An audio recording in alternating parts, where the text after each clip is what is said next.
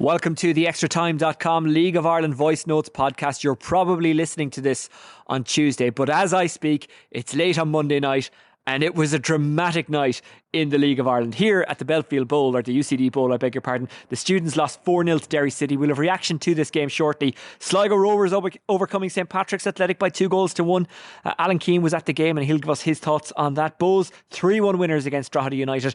Owen Heary will join us from Dalymount Park. And Dundalk 2-1 winners against Shelburne.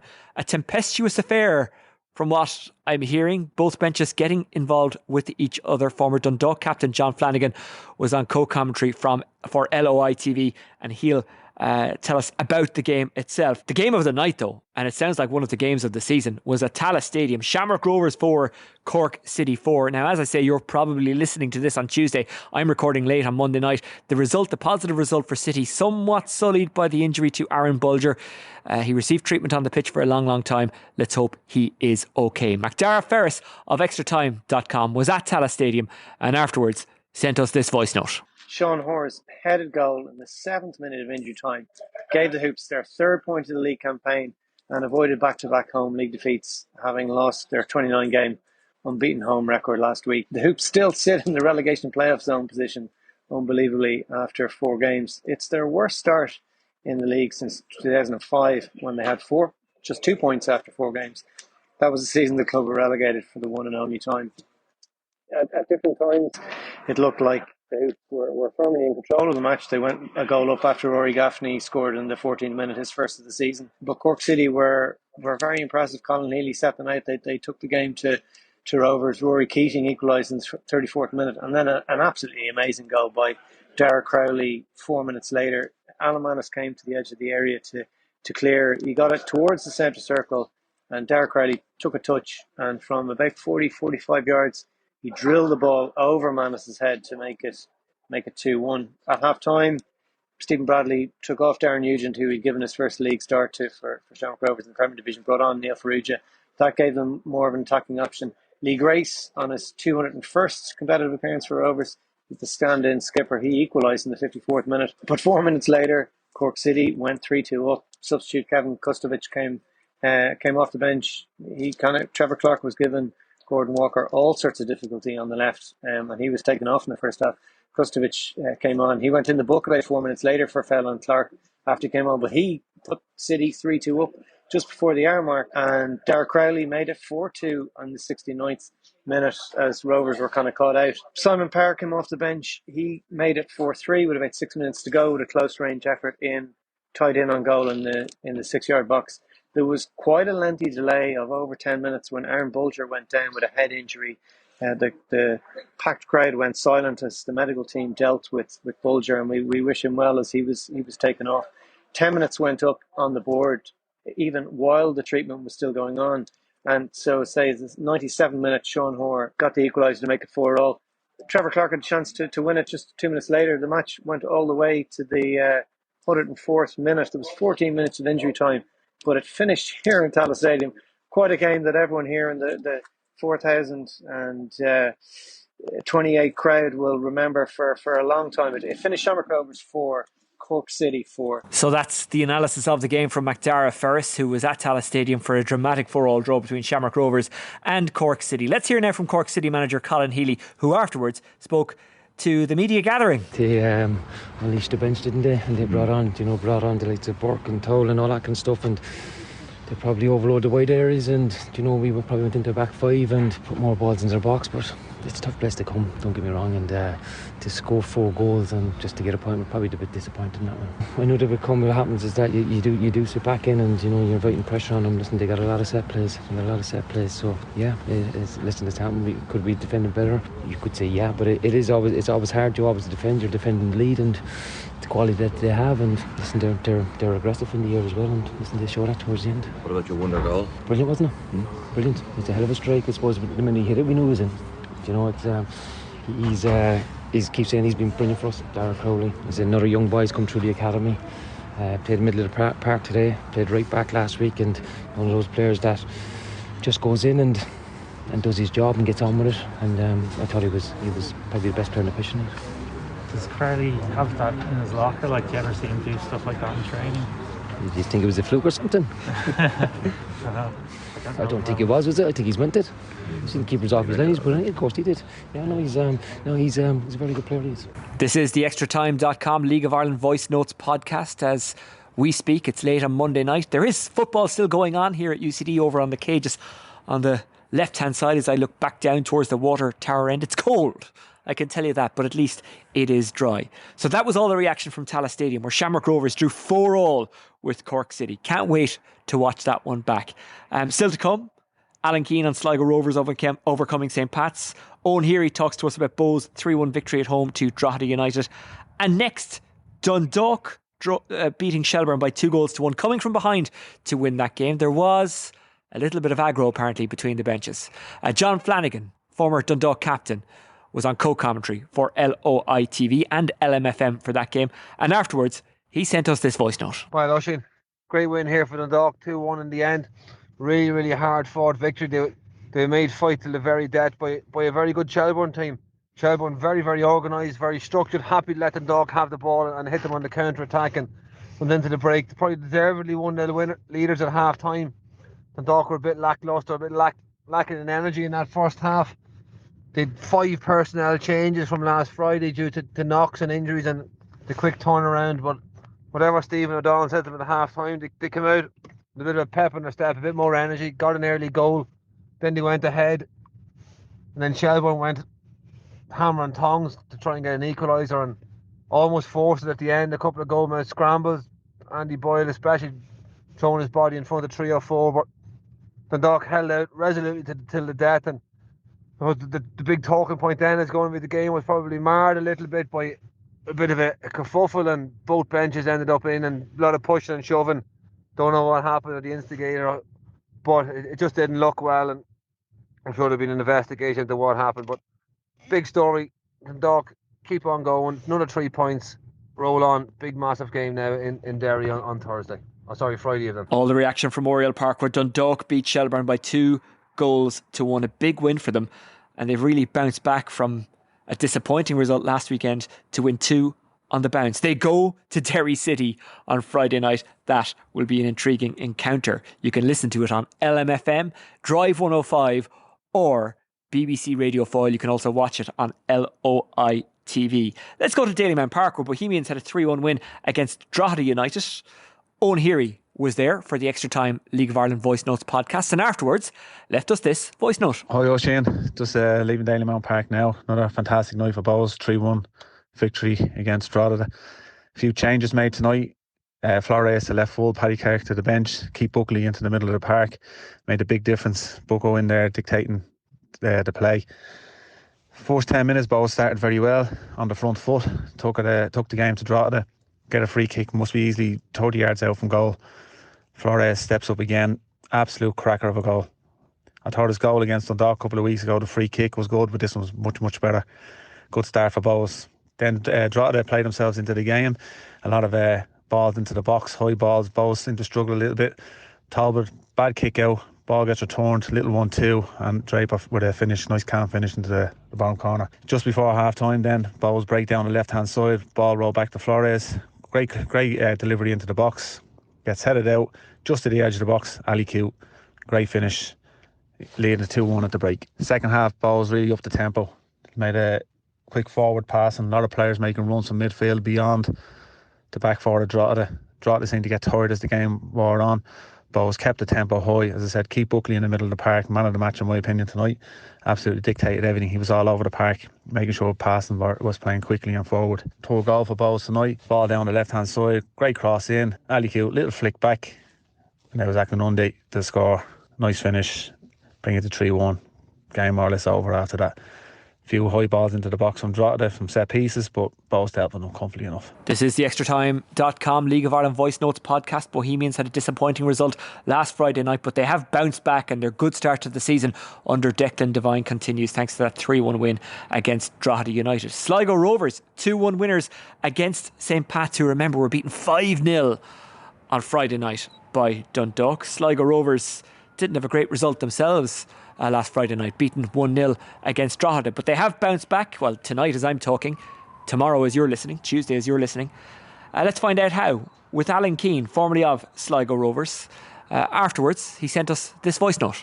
Just back from the showgrounds, where had a very entertaining game where 10-man Sligo Rovers beat St. Pat's 2-1, and deservedly so. The manager made a couple of changes to the side that I suppose they both had bad defeats on Friday night, but it was Sligo Rovers probably they started the better. They kept the ball a lot better, passed it a lot better. St. Pat's were a bit sloppy in possession and a bit slow to move the ball, but in fairness, they had kind of had the first chance of the game when Joe Redmond had a great chance from a corner about 17th-18th minute, and he headed just past the post. And then you would have thought the turning point of the game was 20 minutes in. John Mahon seen a straight red. He lost possession. He got sloppy. Lonergan nicked in, took the ball off him, and John Mahon pulled Lonergan back, kind of let go. Then he pulled him again, and Lonergan fell to the ground. Even though there was Sligo Rovers players getting in around, possibly Lonergan would have went on and possibly scored one-on-one with McNicholas, but the referee had no hesitation, and he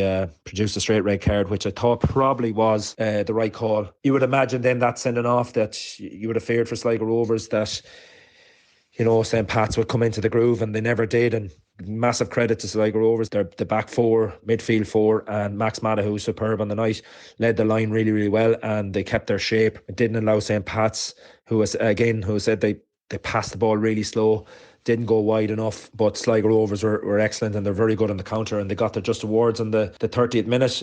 Rhys Hutchinson, who was excellent throughout, got the ball to Will Fitzgerald on the left.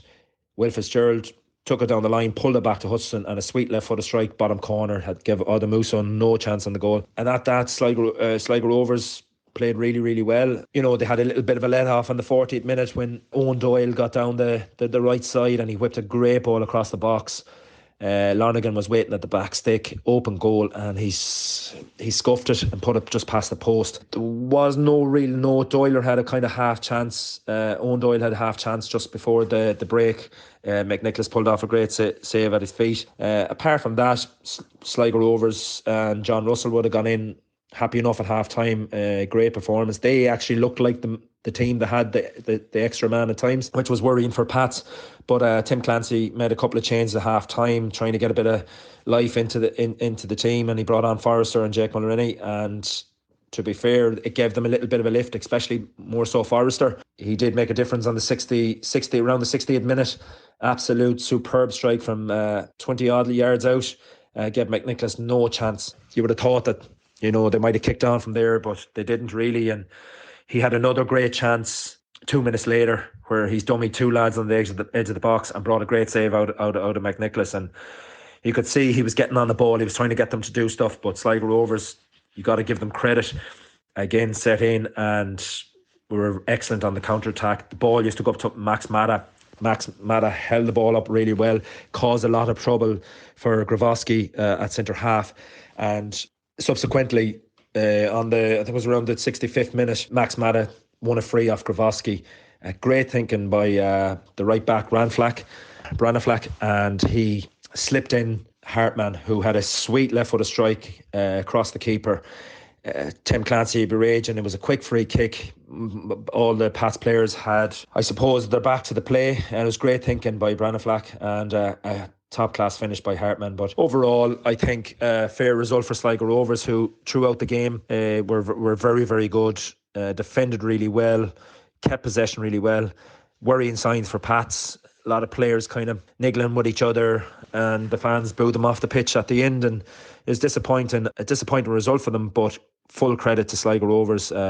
Very, very good performance, having to play the game with 70 odd minutes with 10 men. Overall, fair result. This is the extratime.com League of Ireland Voice Notes podcast, and that was Alan Keane talking us through Sligo Rovers' 2-1 victory against St. Patrick's Athletic. Now, I did promise you some reaction from the game that I was at between UCD and Derry City. Derry City winning by 4-0. Jordan McInnes with 2 goals.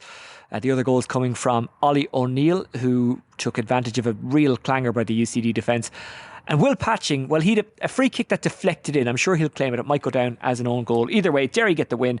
They claim 6 points from 2 trips to Dublin in 4 days. Afterwards, the Drive 105 Match Night Live team spoke to Derry City assistant boss Alan Reynolds. We're delighted with the win. Delighted with Friday. Delighted with the weekend, I suppose. You know, it's the same 3 points as you would have to beat in Shamrock Rovers. So we travelled down yesterday, prepared well, stayed in the hotel, and we knew we had to be professional. We knew it would be a different type of game, and not many at the game compared to Friday. And sometimes they can be banana skins, but you know, again with the manager missing and what he's gone through over the weekend, I suppose it's something we wanted to do for him as a staff and as players. Well, you got off to a good start. You go 2-0 up, get into half time, so it's a good start away from home. But as you said, it's different from Friday night in that you were the dominant team tonight and had more possession. But it's good to see Jordan McAnuff score the goals again. Yeah, he had 4 goals in 3 games, and I suppose on Friday he was wondering what more do I have to do. You know, he left out of the team, but great lad, different. Gives something different as well, getting forward from that position. So be a manager's headache when he goes back. So it's a quick turnaround from Friday into Monday night. So there was obviously going to be changes, and then changes happen. But as I said, like you have to change game plans for certain games, and that's obviously what happened tonight. Yeah, well, if you look at it, Patrick didn't play at all, but she's only back from injury. Ollie hadn't trained for 5 weeks, and then he was suddenly thrown into games. But fellas are training really well. Brandon Kavanagh. Even Matty Ward, who came on, is desperate for his chance. So look, we have a lot of quality, and Keane Kavanagh comes in. So we have a few injuries, as you know, but we still have that bench that's strong. Does Will Patchen get that goal? Will he claim it? I think he claimed it all right, you know, but I would too. You know, anything that's going, I'd claim. So it's top of the table, and every game is only 3 points, Alan, and it's 3 points on the board, but you have to look forward to the next one, and of course that's like a mouth-watering tie now with Dundalk coming up that Brandywell. Yeah, it'll be a really good game, really, and the tension I'm sure will be high in that, and a good tempo to it, and we'll have to be better than we were. Like, we know that we're getting better, getting used to games. Where last year, I suppose we hit the ground, running. This year we haven't really been flying, but we're getting the same amount of points, so we're well aware of that. But when we click, we'll be really good. It's just a matter maybe this season of maybe one of the targets is to really improve the home performances and getting more wins. Yeah, look, we spoke about the away ones being so good and that, and then the home one, so it is something we spoke about. So that's the reaction from the UCD Bowl, where Derry City overcame UCD by 4-0. That's almost it from this midweek episode. Some big games on Friday night. Shelbourne taking on Shamrock Rovers, kick-off at 7:45. That's the time of kick-off for the next 3 as well. Derry City against Dundalk, UCD up against Drogheda, and St Patrick's Athletic taking on Bohemians. In the First Division on Friday night, Treaty United take on Cove Ramblers, Athlone Town meet Waterford, Bray take on Longford, Galway take on Kerry FC, and Finn Harps meet Wexford FC. If you're a Wexford fan making your way to that game, the Ethan Boyle Derby as I'm going to call it, then don't expect Dave Rogers to buy you a pint or pay for your food or travel just because he did it last week for Bray Wanderers supporters. A busy day on Saturday in the SSE or Tricity Women's Premier Division. Bohemians taking on Shelbourne at 3. At 5 o'clock it's Peamount against DLR Raves, and Cork City taking on Galway United. At 5:30 Shamrock Rovers meet Treaty United, and at 6 o'clock Wexford take on Sligo Rovers. A lot more on those games to come on the extratime.com League of Ireland podcast with Luke Jordan. That's out on Wednesday. I'm sure they'll talk about the new cross-border competition announced for League of Ireland women's teams and Irish League women's teams. Sounds like it's going to be exciting, and it's something I would love to see in the men's game as well. And I cover an awful lot of Irish League, and I have to say there's an appetite for something amongst a lot of Irish League clubs for a cross-border competition. Now, not an All-Ireland League, but certainly a cross-border competition. Right, I'm going to wrap it up from a very cold UCD Bowl, where I've watched Derry City get a 4-0 win against UCD.